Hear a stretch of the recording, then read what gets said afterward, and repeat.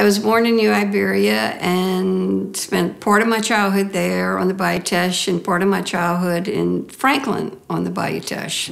I definitely feel like I'm capturing with my photography the sugarcane harvesting. Luckily, I started photographing in '71, and there are things that I photograph and people and the way people dressed and the way they farmed and the way they worked in the fields and the mills that don't exist today. So as I'm editing for a book, I'm realizing how important for my culture and for my children and for historical reasons that I captured this because I spent so much time doing it. I look through each negative like this. This is a cypress tree that I've been photographing for years, and you can see the top has been struck by lightning. It was much taller, and this was the last day of harvesting. You can see that the mill's still running. It's running the last batch of sugar.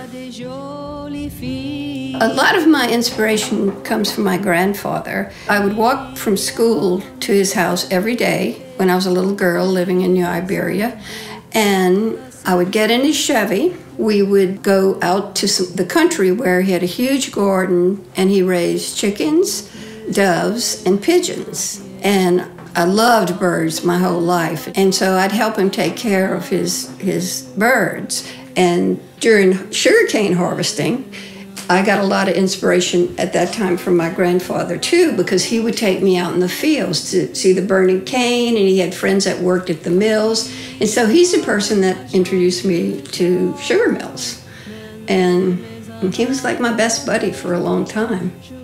What I love about being here, because I have lived away for a while, is that people in this area tend to be more emotional and more sensuous. There's a greater appreciation for food and dancing and music, and just that I've never experienced anywhere else.